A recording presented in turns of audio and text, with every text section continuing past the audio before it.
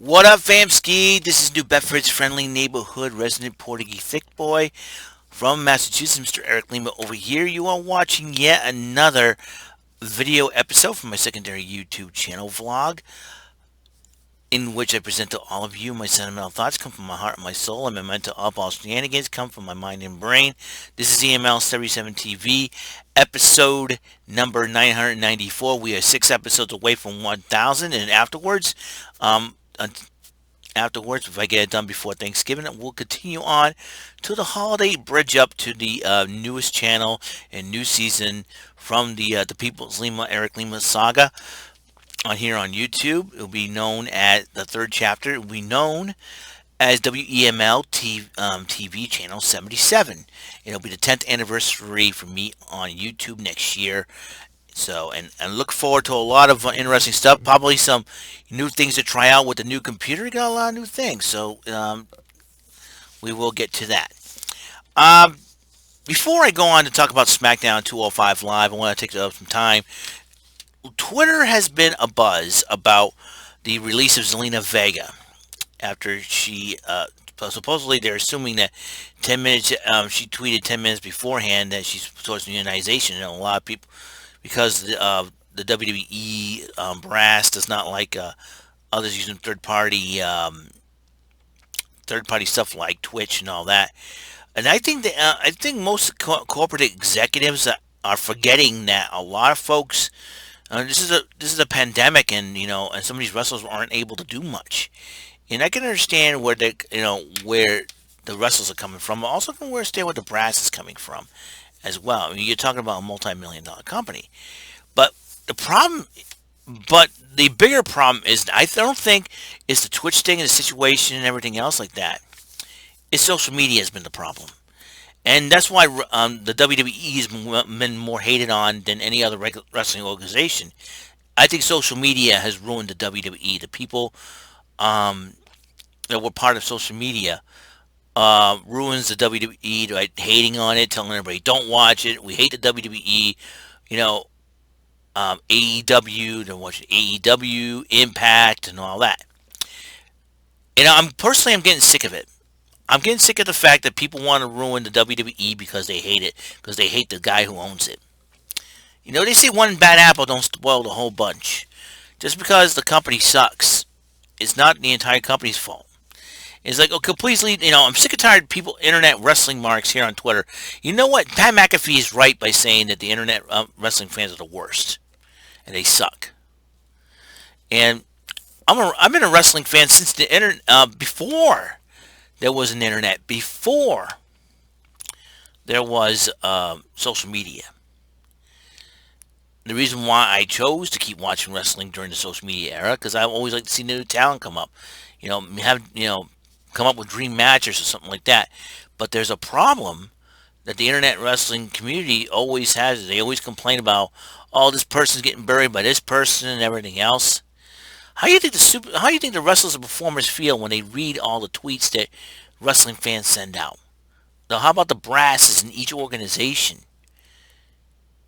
That's why a lot of people are very unhappy with the WWE. It's not because they read your stupid tweets.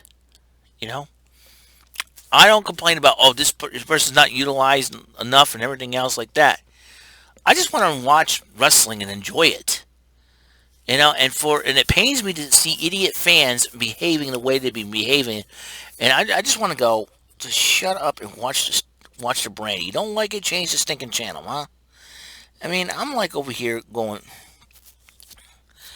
and then people make deal about the Zelina Vega release, and it is, everybody's acting crazy. It's Friday the 13th. That could be the main reason why. And you know, sorry, I'm gonna shave. I'm getting sick of it.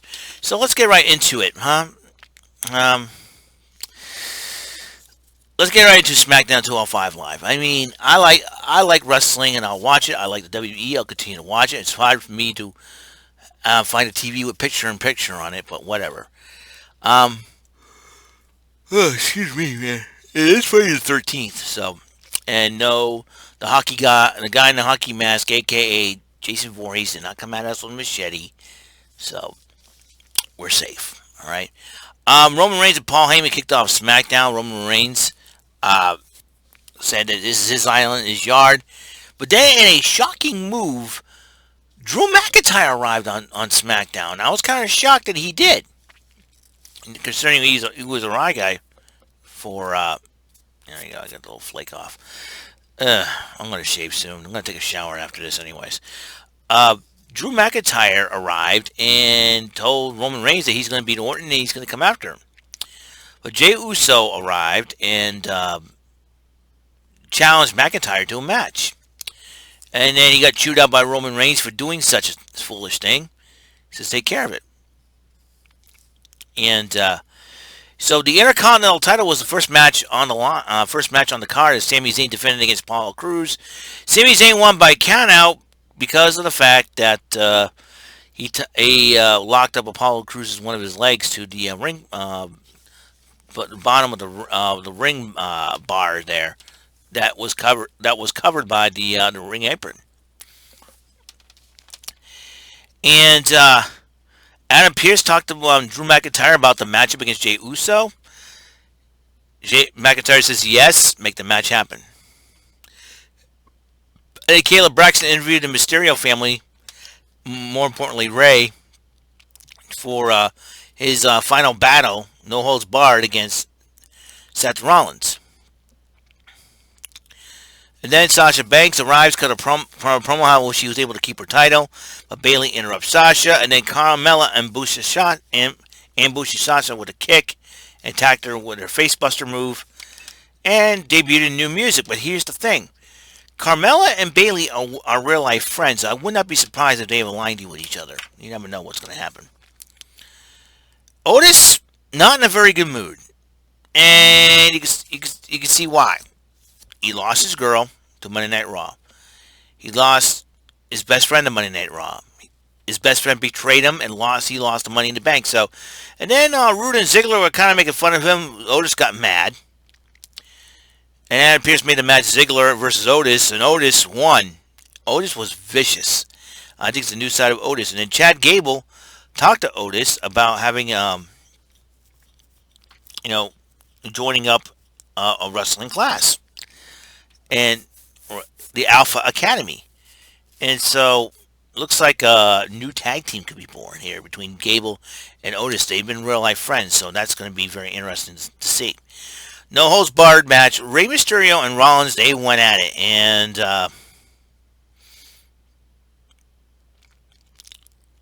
they went at it. It was no holds barred. It was fun. And then Murphy came to the ring, helped up Rollins. And then it was about to hold up Rey Mysterio for a chair shot by Rollins. But then Murphy kicked him. And then all of a sudden Rey Mysterio finished him off with a 619. Mysterio picks up the victory. Rey Mysterio tells Murphy to get in the ring. He said, you want my approval? Well, here it is. Extended his hand. Murphy shook it. And then Aaliyah hugged him. And then Dominic extended his hand. Shook it as well. And she hugged him as well. So the Mysterio family has gained one more. It seems like gained an ally in Murphy. But Seth Rollins was so angry, and he wants Murphy in the match from Pierce, which was going to happen next week. It's going to be very interesting. Now Natalya was talking to Pierce about wanting to be part of Survivor Series. She believes that she'd be part of the team, but Adam Pierce says you're going to qualify in a triple threat. It was versus Tamina and then Liv Morgan. But out of nowhere, Chelsea Green has arrived on the scene. Well, since I think the release of Zelina Vega, it seems like Chelsea Green has taken up that roster spot. And so what that mean for Aleister Black, I don't know. But then the three ladies arrived. But the announcer had made it, said that, it's going to be a fatal four-way, and Chelsea Green makes her debut.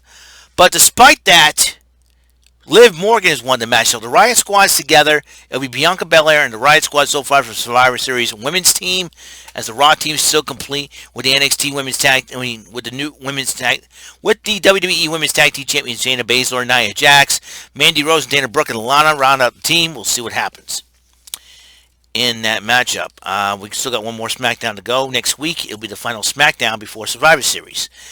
Caleb Braxton interviewed Drew McIntyre about the matchup and told Roman Reigns to get a good seat because you might want to watch this matchup. Big E talks to the Street Profits as they served them food that's shaped in an L, thinking the Street Profits will beat the New Day, but then you got the New Day facing the Hurt Business for the WWE Tag Team, for the Raw Tag Team Championship. And then the match happened. Drew McIntyre went one-on-one with Jey Uso. McIntyre kind of dominated until Jey Uso was until Roman Reigns came out to motivate Jey Uso. He says, "I don't want you to beat him. I want you to make him understand." So Jey Uso beat the stuffing out of him, and all of a sudden McIntyre survived that onslaught, hit the Claymore. 1, 2, 3. McIntyre wins up the victory, and then he looks at Roman Reigns and says, "Now do you understand me?" Roman Reigns held the title, had a smile. He says, "I think I do." And Roman Reigns and Paul Heyman walk away while McIntyre is smiling. Will we see a title change next week? This is the final Raw before Survivor Series. 2 matches already on the card. They're both title matches. The Raw tag titles on the line. New Day versus the Hurt Business's team of Cedric Alexander and Shelton Benjamin, while McIntyre challenging Orton for the WWE Championship.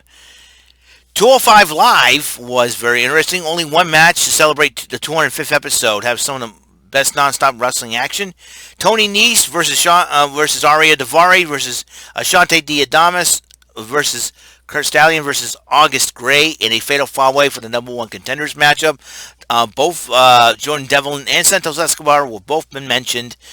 But then, and the match was getting high paced, on a hot pace until the Bollywood Boys Never Rise got involved, and sure enough, but in the end, Kurt Stallion picked up the victory. He's now the number 1 contender to Santos Escobar's Cruiserweight Championship. And then you got Jordan Devlin from the UK as the Cruiserweight Champ as well. We will find out, see how he responds to all this, and we will see what happens, all right?